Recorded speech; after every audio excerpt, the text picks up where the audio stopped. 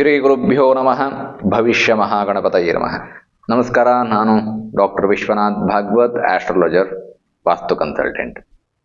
Simple ಆಗಿರ್ತಕ್ಕಂತಹ prediction ಬೇಕು, simple ಆಗಿರ್ತಕ್ಕಂತಹ astrology ಬೇಕು, but accurate ಆಗಿರಬೇಕು.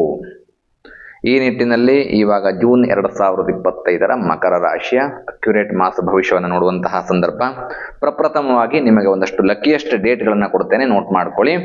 ಈ ಡೇಟ್ಗಳು ನಿಮಗೆ ಎಲ್ಲ ಕೆಲಸಗಳಲ್ಲೂ ಕೂಡ 99% ನಿಮಗೆ ಉತ್ತಮವಾದಂತಹ ರಿಸಲ್ಟ್ ಅನ್ನು ಕೊಡುವಂತಹ ಡೇಟ್ಗಳಾಗಿದ್ದಾವೆ. ನೋಡಿ, ಲಕ್ಕಿ ಡೇಟ್ಸ್ ಅನ್ನು ನೋಟ್ ಮಾಡ್ಕೊಳ್ಳಿ. 8, 9, 16, 17, 18, 26, 27. ಇನ್ನೊಮ್ಮೆ ಹೇಳ್ತಾ ಇದ್ದೇನೆ, 8, 9, 16, 17, 18, 26, 27. ಇವು ಓನ್ಲಿ ಡೇಟ್, ದಿನಾಂಕಗಳು. ಈ ದಿನಾಂಕಗಳು ನಿಮಗೆ ಲಕ್ಕಿಯೆಸ್ಟ್ ಡೇಟು. ಅದೇ ರೀತಿಯಾಗಿ ಅಶುಭ ದಿನಾಂಕಗಳು 1, 3, 5, 7, 24, 25 ನಿಮಗೆ ಅಶುಭ ದಿನಾಂಕಗಳು. ಈ ಡೇಟ್ಗಳಲ್ಲಿ ಯಾವುದೇ ರೀತಿಯಾದಂತಹ ಕೆಲಸಗಳನ್ನ ಮಾಡಕ್ಕೆ ಹೋಗಬೇಡಿ. ಜೂನ್ 2025 ಮಕರ ರಾಶಿಗೆ ಇವು ಅಷ್ಟು ಶೋಭೆಯನ್ನ ಅಥವಾ ಯಶಸ್ಸನ್ನ ತಂದುಕೊಡೋದಿಲ್ಲ. ಲಕ್ಕಿ ಡೇಟ್ಸು, ಅನ್ಲಕ್ಕಿ ಡೇಟ್ಸ್ ಅನ್ನ ಹೇಳಿದ್ದೇನೆ.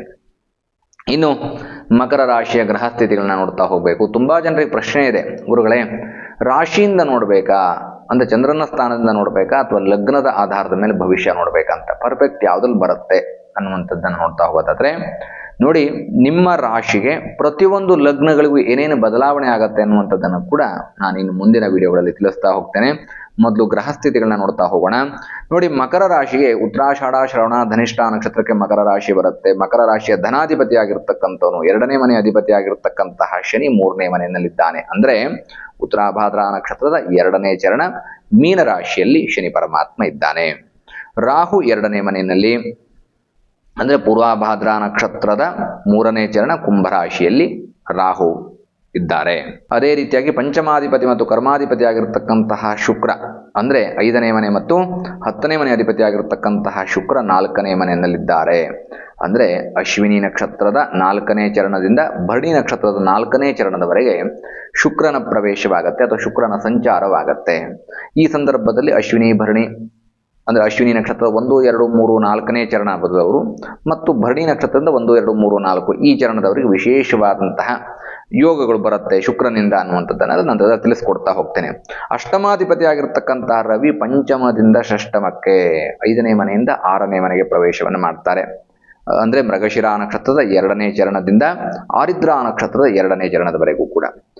6 ಮತ್ತು 9ನೇ ಮನೆ ಅಧಿಪತಿ ಆಗಿರ್ತಕ್ಕಂತಹ ಬುಧ 6ನೇ ಮನೆಯಿಂದ 7ನೇ ಮನೆಗೆ, ಅಂದ್ರೆ ಆರಿದ್ರ ನಕ್ಷತ್ರದ 2ನೇ ಚರಣ ಮಿಥುನ ರಾಶಿಯಿಂದ ಪುಷ್ಯಮಿ ನಕ್ಷತ್ರದವರೆಗೆ. ಬುಧನೇ ಲಾಂಗೆಸ್ಟ್ ನಕ್ಷತ್ರ ರಾಶಿಯನ್ನ ವೆರಿ ಶಾರ್ಟ್ ಪೀರಿಯಡ್ ಅಲ್ಲಿ ಸಂಚಾರ ಮಾಡತಕ್ಕಂಥವ್ರು. ಪುಷ್ಯಮಿ ನಕ್ಷತ್ರದ 1ನೇ ಚರಣದವರೆಗೆ ಬುಧನ ಸಂಚಾರವಿರುತ್ತೆ.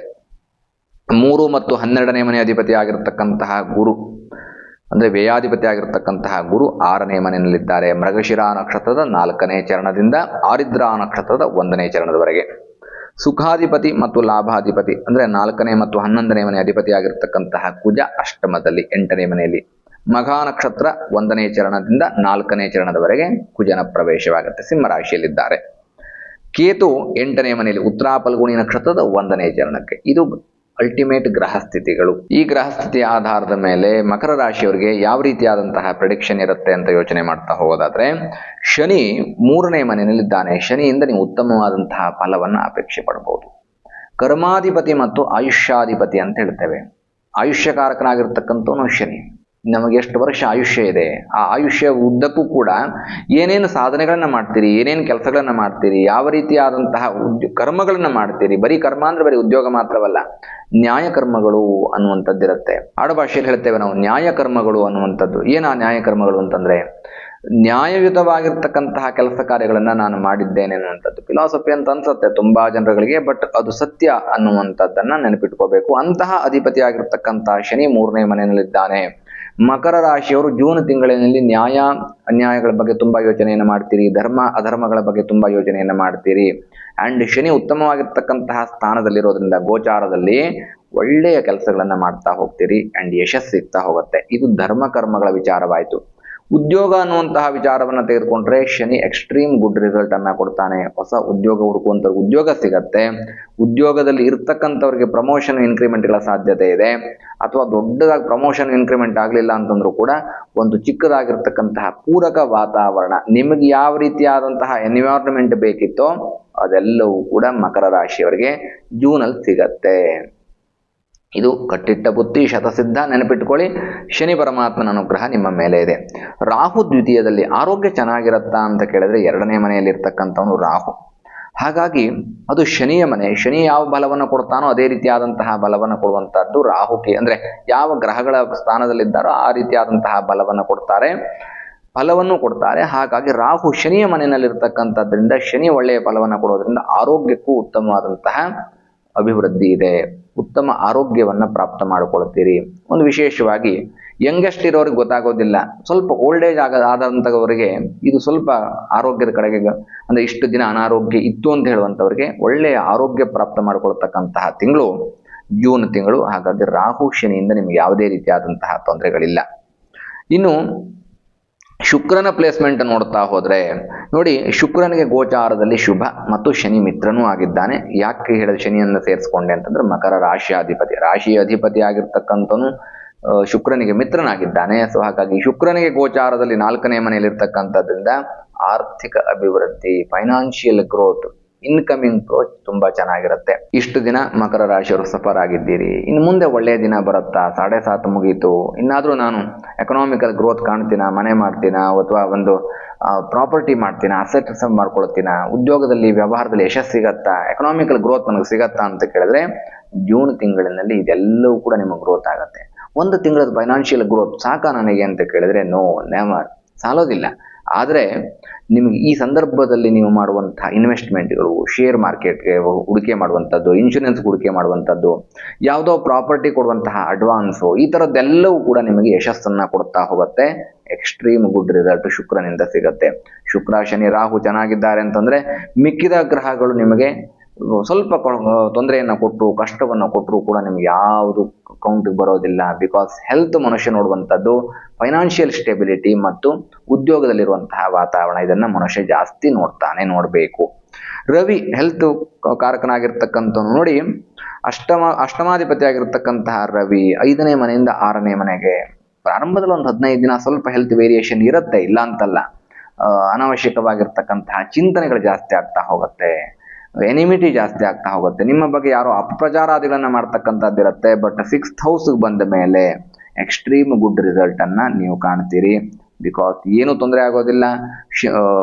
ಶನಿಗೆ ಶತ್ರು ಅಂತ ಅಂದುಕೊಂಡರೂ ಕೂಡ ರವಿ 6th ಹೌಸ್ ಬಂದಾಗ ನಿಮಗೆ ಸೂರ್ಯನ ಬಲ ತುಂಬಾ ಚೆನ್ನಾಗಿರುತ್ತೆ. ಪ್ರಾರಂಭದಲ್ಲಿ ಒಂದು 15 ದಿನ ನೀವೇನು ಮಾಡ್ಕೋಬೇಕು, ಆದಿತ್ಯ ಹೃದಯ ಮಂತ್ರಗಳನ್ನ ಹೇಳ್ಕೋಬೇಕು, ಸೂರ್ಯ ಮಂತ್ರಗಳನ್ನ ಹೇಳ್ಕೋಬೇಕು. ಸೂರ್ಯನಿಗೆ ಬೆಳಗ್ಗೆ ಎದ್ದ ತಕ್ಷಣ ಒಂದು ನಮಸ್ಕಾರ ಹಾಕ್ಬಿಡ್ಬೇಕು.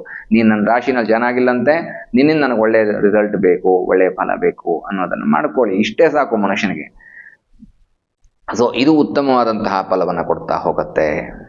ಇನ್ನು ನೋಡಿ, 6 ಮತ್ತು 9ನೇ ಮನೆ ಅಧಿಪತಿ ಆಗಿರ್ತಕ್ಕಂತಹ ಬುಧ 6ರಿಂದ 7ನೇ ಮನೆಗೆ, ಅಂದ್ರೆ ಪ್ರಾರಂಭದಲ್ಲಿ ಅವನದೇ ಆಗಿರ್ತಕ್ಕಂತಹ ಮನೆಯಲ್ಲಿ ಇರ್ತಾನೆ, ಸ್ವಸ್ಥಾನದಲ್ಲಿ. ಷಷ್ಠಮಾಧಿಪತಿ ಷಷ್ಠಮ ಸ್ಥಾನದಲ್ಲೇ ಇದ್ದಾನೆ. ಸಪ್ತಮಕ್ಕೆ ಹೋದ ನಂತರದಲ್ಲಿ ಏನಾಗುತ್ತೆ, ಅದು ಗೋಚಾರದಲ್ಲಿ ಶುಭವೂ ಅಲ್ಲ. ಸೊ ಹಾಗಾಗಿ ಒಂದು ಸ್ವಲ್ಪ ವೇರಿಯೇಷನ್ಸ್, ಮಾನಸಿಕವಾದಂತಹ ಫ್ಲಕ್ಚುಯೇಷನ್ಗಳಿರುತ್ತೆ. ಆಗಲೇ ಹೇಳಿದೆ ನಾನು, ಶತ್ರು ಕಾಟ ಇರುತ್ತೆ, ಎನಿಮಿಟಿ ಜಾಸ್ತಿ ಆಗುತ್ತೆ ಅನ್ನುವಂಥದ್ದು. ಅದು ನಿಮ್ಮನ್ನ ಸ್ವಲ್ಪ ಡಿಸ್ಟರ್ಬ್ ಮಾಡ್ತಾ ಹೋಗುತ್ತೆ. ಅಂದುಕೊಂಡಂತಹ ಕೆಲಸಗಳು ಸಕಾಲಕ್ಕೆ ಆಗ್ತಾ ಇಲ್ವಲ್ಲ ಅನ್ನುವಂತಹ ಒಂದಷ್ಟು ಯೋಚನೆ ನಿಮಗೆ ಬರ್ತಾ ಹೋಗುತ್ತೆ. But no need to worry. Vishnu Sahasranama ಮಂತ್ರಗಳು ಪಾರಾಯಣ ಅಥವಾ ವಿಷ್ಣು ಮಂತ್ರಗಳನ್ನ ಹೇಳ್ಕೊಳ್ಳಿ. ಓಂ ನಮೋ ನಾರಾಯಣ, ಅಷ್ಟಾಕ್ಷರ ಮಂತ್ರಗಳನ್ನ ಹೇಳ್ಕೊಳ್ಳಿ. ಎಕ್ಸ್ಟ್ರೀಮ್ ಗುಡ್ ರಿಸಲ್ಟ್ ಅನ್ನ ಕೊಡುತ್ತೆ. ಎಸ್ಪೆಷಲಿ ನೋಡಿ, ನಾವು ಮಕರ ರಾಶಿಯ ಭವಿಷ್ಯವನ್ನು ನೋಡ್ತಾ ಇದ್ದೇವೆ. ಅಂದ್ರೆ ಇದರ ಅರ್ಥ ಏನು ಅಂತಂದ್ರೆ, ಮಿಥುನ ಲಗ್ನ, ಕರ್ಕಾಟಕ ಲಗ್ನದವರು ಎಕ್ಸ್ಟ್ರೀಮ್ ಅಂದ್ರೆ ವಿಷ್ಣುವಿನ ಆರಾಧನೆಯನ್ನ ಮಾಡ್ಕೊಂಡ್ರೆ, ತುಂಬಾ ವಿಷ್ಣುವಿನ ಆರಾಧನೆಯನ್ನ ಮಾಡ್ಕೊಂಡ್ರೆ, ಮಕರ ರಾಶಿ, ಮಿಥುನ ಲಗ್ನ ಮತ್ತು ಕರ್ಕಾಟಕ ಲಗ್ನ, ಈ ಲಗ್ನದವರು ವಿಷ್ಣುವಿನ ಆರಾಧನೆ ಮಾಡ್ಕೊಳ್ಬೇಕಾಗತ್ತೆ. ಬಿಕಾಸ್ ಬುಧನ ಪೊಸಿಷನ್ ಇಲ್ಲ, ನಿಮ್ಮ ರಾಶಿಯಲ್ಲಿ ನಿಮ್ಮ ನಕ್ಷತ್ರಗಳಲ್ಲಿ ಸಂಚಾರವಾಗ್ತಾ ಇದೆ. ಸೊ ಹಾಗಾಗಿ ಇದನ್ನ ಸ್ವಲ್ಪ ಗಮನದಲ್ಲಿ ಇಟ್ಕೊಳ್ಬೇಕಾಗತ್ತೆ, ಮಿಥುನ ಲಗ್ನ ಮತ್ತು ಕರ್ಕಾಟಕ ಲಗ್ನದವರು. ಅದೇ ರೀತಿಯಾಗಿ ಗುರು 6ನೇ ಮನೆಯಲ್ಲಿ. ಗುರುಬಲ ಇದೆಯಾ ಮಕರ ರಾಶಿಯವರಿಗೆ? ನೋ, ಗುರುಬಲ ಇಲ್ಲ. ಗುರುಬಲ ಇಲ್ಲ ಅಂದ್ರೆ ಸಕ್ಸಸ್ ಆಗತ್ತಾ ಗುರುಗಳೇ ಅಂತ ಕೇಳಿದ್ರೆ ಆಗಬೇಕು, ಮಾಡ್ಕೋಬೇಕು. ಆಗುವ ರೀತಿಯಲ್ಲಿ ನಾವು ಗುರುವಿನ ಆರಾಧನೆ ಮಾಡ್ಕೋಬೇಕು. ಗುರುಬಲ ಮಕರ ರಾಶಿ ಇರಬೇಕು. ವಿವಾಹಾದಿ ಮಂಗಳ ಕಾರ್ಯಗಳಿಗೆ ಗುರುಬಲ ಇಲ್ಲ ಅನ್ನುವಂಥದ್ದು ಒಂದು, ಅಂದರೆ ಲೈಫಿನ ಒಂದು ಸಲದಲ್ಲೇ ನಡೆಯುವಂತಹ ಕ್ರಿಯೆ ಅನ್ನುವಂಥದ್ದು. ಆದರೆ ಪ್ರತಿನಿತ್ಯದ ಕೆಲಸಗಳಿಗೆ ಸಕ್ಸಸ್ ಬೇಕು ಅಂದರೆ ಗುರು ಚೆನ್ನಾಗಿರಬೇಕು. ಹಾಗಾಗಿ ಗುರು ಬಲಕ್ಕೋಸ್ಕರ ಗುರು ಮಂತ್ರಗಳನ್ನ ಹೇಳ್ಕೊಳ್ಳಿ. ಪ್ರತಿ ಗುರುವಾರ ಕಡಲೆಕಾಳು ಸಮರ್ಪಣೆಯನ್ನು ಮಾಡಿ, ಗುರುಮಂದಿರ ದರ್ಶನವನ್ನು ಮಾಡಿ, ಅಥವಾ ಗುರುಪೀಠವನ್ನು, ಗುರುಪಾದುಕಾ ದರ್ಶನವನ್ನು, ಗುರುಪಾದುಕಾ ಪೂಜೆಯನ್ನು, ಗುರು ಸ್ತೋತ್ರಗಳನ್ನು ಹೇಳ್ಕೊಳ್ಳಿ. ಎಕ್ಸ್ಟ್ರೀಮ್ ಗುಡ್ ರಿಸಲ್ಟು ನಿಮಗೆ ಗುರುವಿನಿಂದ ಸಿಗುತ್ತೆ. ಗುರು ಬಲ ಅಂದರೆ ಸಕ್ಸಸ್ಸು. ಆ ಸಕ್ಸಸ್ ಬಂದ್ಬಿಟ್ರೆ ನೀವು ಏನು ಮಾಡಿದ್ರೂ ಅದು ಯಶಸ್ಸಾಗ್ತಾ ಹೋಗುತ್ತೆ. ಯಾವುದೇ ವ್ಯವಹಾರ ಮಾಡಿ, ಯಾವುದೇ ಉದ್ಯೋಗ ಮಾಡಿ, ಬಟ್ ಗುರುಬಲ ಬೇಕು. ಮಕರ ರಾಶಿಯವರು ಗುರುಬಲ ಇಲ್ಲ. ಗುರುಬಲಕ್ಕೋಸ್ಕರವಾಗಿ ಪ್ರಾರ್ಥನೆ ಮಾಡ್ಕೊಳ್ಳಿ, ಗುರು ಶಾಂತಿ ಮಾಡ್ಕೊಳ್ಳಿ, ಗುರು ಮಂತ್ರಗಳನ್ನ ಹೇಳ್ಕೊಳ್ಳಿ, ಒಳ್ಳೆಯದಾಗತ್ತೆ. ಇನ್ನು ಕುಜ ಅಷ್ಟಮದಲ್ಲಿ 8ನೇ ಮನೆಯಲ್ಲಿರ್ತಕ್ಕಂತಹ ಕುಜ ನಿಮಗೆ ಒಳ್ಳೆಯ ಫಲವನ್ನು ಕೊಡ್ತಾನ, ಜೊತೆ ಕೇತು ಕೂಡ ಇದ್ದಾನೆ. ಹಾಗಾಗಿ ಈ ಕುಜ ಮತ್ತು ಕೇತುವಿನ ಕಾಂಬಿನೇಷನ್ ಏನೇನಾಗತ್ತೆ, ಭೂಮಿ ವ್ಯವಹಾರಗಳಲ್ಲಿ ಸ್ವಲ್ಪ ಹಿನ್ನಡೆ. ಭೂಮಿ ವ್ಯವಹಾರಕ್ಕೆ ಸಂಬಂಧಪಟ್ಟಂತೆ ಕೋರ್ಟ್ ಕೇಸ್ ವ್ಯಾಜ್ಯಗಳಿದ್ರೆ ಈ ತಿಂಗಳು ಸಂಪೂರ್ಣವಾಗಿ ಮುಂದೂಡ್ಕೊಳ್ಳಿ, ನಿಮಗೆ ಫೇವರೇಬಲ್ ಆದಂತಹ ರಿಸಲ್ಟ್ ಬರೋದಿಲ್ಲ. ಭೂಮಿಯನ್ನು ಮಾರಾಟ ಮಾಡ್ತಕ್ಕಂಥವ್ರು ಅವಾಯ್ಡ್ ಮಾಡಿ. ಭೂಮಿಯನ್ನು ಕೊಂಡುಕೊಳ್ತಕ್ಕಂಥವ್ರಿದ್ರೆ ಅಡ್ವಾನ್ಸ್, ನಾನು ಪ್ರಾರಂಭದಲ್ಲಿ ಹೇಳಿದೆ ಅಡ್ವಾನ್ಸ್ ಮಾಡಬಹುದು, ಪ್ರಾಪರ್ಟಿ ಮಾಡ್ತೀರಿ, ಅಸೆಟ್ಸ್ ಮಾಡ್ತೀರಿ ಅಂತ ಹೇಳಿದೆ. ಬಟ್ ಇಲ್ಲಿ ಯೋಚನೆ ಮಾಡಬೇಕಾಗಿರ್ತಕ್ಕಂಥದ್ದು ಗ್ರಹ ಸ್ಥಿತಿಗಳು, ಲಗ್ನ, ಯಾವ್ಯಾವ ಲಗ್ನದವರಿಗೆ ಇದು ಫೇವರೇಬಲ್ ಅಲ್ಲ ಅಂತ ನೋಡಿದ್ರೆ ಸಿಂಹ ಲಗ್ನದವರಿಗೆ, ಮಕರ ರಾಶಿ ಸಿಂಹ ಲಗ್ನದವರಿಗೆ ಇದು ಫೇವರೇಬಲ್ ಅಲ್ಲ. ಮಿಕ್ಕಿದವ್ರಿಗೆ ಏನೂ ತೊಂದರೆ ಆಗೋದಿಲ್ಲ. ಅದಕ್ಕೋಸ್ಕರವಾಗಿ ತುಂಬಾ ಜನರಿಗಿರ್ತಕ್ಕಂತಹ ಡೌಟು, ಯಾವ ರೀತಿಯಾದಂತಹ ಜ್ಯೋತಿಷ್ಯ ಕೇಳಬೇಕು, ಯಾರನ್ನು ಕೇಳಬೇಕು, ಆಡಂಬರ ಇದ್ದ ಜ್ಯೋತಿಷ್ಯನ ಕೇಳಬೇಕಾ? ನೋ, ನೆವರ್, ಬೇಕಿಲ್ಲ. ನಾವು ತುಂಬಾ ನಾರ್ಮಲ್ ಲೈಫಲ್ಲಿ ಬದುಕಿದ್ರೆ ಭಾಳ ಬೇಗ ರಿಸಲ್ಟ್ ಸಿಗುತ್ತೆ. ವಾಮ ಮಾರ್ಗ ಹುಡ್ಕೊಂಡಾಗ ಶಾರ್ಟ್ ಕಟ್ ಹುಡ್ಕೊಳಕ್ ಹೋದ್ರೆ ನಮಗೆ ರಿಸಲ್ಟು ನಮ್ಮ ಫೇವರೇಬಲ್ ಆಗಿ ಬರೋದಿಲ್ಲ. ಶಾರ್ಟ್ ಕಟ್ ಬೇಡ ನಮಗೆ. ನಾವು ನಿಧಾನ ಆದರೂ ಪರವಾಗಿಲ್ಲ, ಲೇಟಾಗಿ ಬಂದರೂ ಲೇಟೆಸ್ಟ್ ಆಗಿರೋಣ ಅನ್ನುವಂತಹ ಯೋಚನೆಯಲ್ಲಿರಿ. ಆವಾಗ ಒಳ್ಳೆಯ ರಿಸಲ್ಟ್ ನಿಮ್ಗೆ ಸಿಗತ್ತೆ, ಒಳ್ಳೆಯ ಫಲವನ್ನು ಅಪೇಕ್ಷೆ ಪಡ್ಬೋದು. ಒಂದು ನಾರ್ಮಲ್ ಜ್ಯೋತಿಷ್ಯ ಇರುತ್ತೆ, ನಾರ್ಮಲ್ ಪ್ರಿಡಿಕ್ಷನ್ಸ್ ಇರುತ್ತೆ, ನಾರ್ಮಲ್ ನಿಮ್ಮ ಜೀವನದಲ್ಲಿ ನಡೀತಕ್ಕಂತಹ ಎಕ್ಸಾಂಪಲ್ಸ್ಗಳನ್ನ ಕೊಡ್ತೇವೆ. ಸೊ ಹಾಗಾಗಿ ನಮ್ಮ ಜ್ಯೋತಿಷ್ಯ ಕಾರ್ಯಕ್ರಮ ನಿಮ್ಗೆ ಇಷ್ಟವಾಗುತ್ತೆ ಅನ್ನುವಂಥದ್ದನ್ನು ಭಾವಿಸ್ತೇನೆ. ನೆಗೆಟಿವ್ ಕಮೆಂಟ್ ಮಾಡ್ತಕ್ಕಂಥವ್ರಿಗೆ ಏನಾದರೂ ಉತ್ತರ ಕೊಡ್ತೀರಾ ಗುರುಗಳೇ ಅಂತ ಕೇಳಿದ್ರೆ, ನೋಡಿ, ನೆಗೆಟಿವ್ ಕಮೆಂಟ್ ಮಾಡ್ತಕ್ಕಂಥವ್ರು ಅಲ್ಲೇ ಇರ್ತಾರೆ, ಅವ್ರನ್ನ ಯಾರು ತಿದ್ದಕ್ಕಾಗೋದಿಲ್ಲ. ಯಾಕೆ ಅಂತಂದ್ರೆ ಅವ್ರ ಮನಸ್ಥಿತಿಗಳೇ ಹಾಗೆ. ನಾವು ನಮ್ಮನ್ನು ಹೇಗೆ ನೋಡ್ಕೊಳ್ಬೇಕು ಅಂತಂದ್ರೆ, ನಾವು ಮತ್ತೊಬ್ಬರನ್ನ ನೋಡೋದು ತಪ್ಪು ಅಂತಲ್ಲ, ಆದರೆ ಮತ್ತೊಬ್ಬರು ಏನು ತಪ್ಪು ಮಾಡಿದ್ದಾರೋ ಆ ತಪ್ಪುಗಳನ್ನು ನಾವು ಮಾಡಬಾರ್ದು. ಮತ್ತೊಬ್ಬರು ಯಾವ ರೀತಿಯಲ್ಲಿ ಬೆಳೆದಿದ್ದಾರೋ ಆ ರೀತಿಯಲ್ಲಿ ನಾವು ಬೆಳಿತೀವಿ ಅನ್ನುವಂಥದ್ದನ್ನು, ಅಥವಾ ನಾನು ಬೆಳಿಬೇಕು ಅನ್ನುವಂಥದ್ದನ್ನು ಯೋಚನೆ ಮಾಡಬೇಕು. ಮತ್ತೊಬ್ಬರ ಜೊತೆಗೆ ಸೆಲ್ಫಿ ತಗೊಂಡು ಹಾಕ್ಕೊಂಡ್ರೆ, ಸ್ಟೇಟಸ್ ಅಲ್ಲಿ ಹಾಕ್ಕೊಂಡ್ರೆ ನಮ್ಮ ಸ್ಟೇಟಸ್ ವೃತ್ತಿ ಆಗೋದಿಲ್ಲ. ಅವ್ರು ದೊಡ್ಡವರು ಅಂತ ನಾವು ಮತ್ತೊಮ್ಮೆ ಪ್ರೂವ್ ಮಾಡಿ ತೋರಿಸಿದಾಗ ಆಗತ್ತೆ. ಯಾರೋ ಬಂದು ನಮ್ಮ ಹತ್ರ ಸೆಲ್ಫಿ ಕೇಳೋ ರೇಂಜಿಗೆ ನಾವು ಬೆಳಿಬೇಕು. ಇದು ಹೋಪ್ ನಿಮ್ಗೆ ಅರ್ಥವಾಗಿದೆ ಅಂತ ನಾನು ಭಾವಿಸ್ತೇನೆ. ಯಾವತ್ತೂ ಮತ್ತೊಬ್ಬರನ್ನ ನಾವು ಕಂಪೇರ್ ಮಾಡ್ಕೊಳ್ಳೋಕೆ ಹೋಗ್ಬಾರ್ದು. ನೋಡಿದ್ರೆ ಒಳ್ಳೆ ರೀತಿಯಲ್ಲಿ ಅವರ ರೀತಿಯಲ್ಲಿ ಬೆಳಿಬೇಕು ಅನ್ನುವಂಥದ್ದನ್ನು ಯೋಚನೆ ಮಾಡ್ತಾ ಹೋಗ್ಬೇಕು. ಹಾಗಾಗಿ ಜ್ಯೋತಿಷ್ಯಕ್ಕೆ ದೊಡ್ಡ ಆಡಂಬರ ಬೇಕಿಲ್ಲ, ದೊಡ್ಡ ಕಚೇರಿ ಬೇಕಿಲ್ಲ, ಇಲ್ಲದೆ ಹೋಗಿರ್ತಕ್ಕಂತಹ ಬಿಲ್ಡಪ್ಗಳು ಬೇಕಿಲ್ಲ, ದೊಡ್ಡ ದೊಡ್ಡ ತಮ್ಮನೇಲ್ಗಳು ಬೇಕಿಲ್ಲ, ಆಗದೇ ಇರ್ತಕ್ಕಂತಹ ತಮ್ಮನೇಲ್ಗಳು ಬೇಕಿಲ್ಲ. ಸೊ ಇದೆಲ್ಲವೂ ಕೂಡ ಜ್ಯೋತಿಷ್ಯ ಅನ್ನುವಂಥದ್ದು ಒಂದು ಸಿದ್ಧವಿದ್ಯೆ.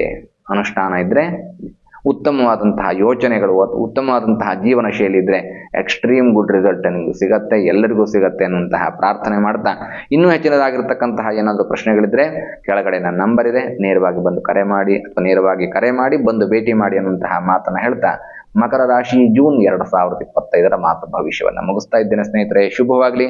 ಶುಭಂ ಭೂಯಾತ್. ಲೋಕಾಹ ಸಮಸ್ತ ಸುಖಿನೋ ಭವಂತು. ಸಮಸ್ತ ಸನ್ಮಂಗಲಾನಿ ಭವಂತು.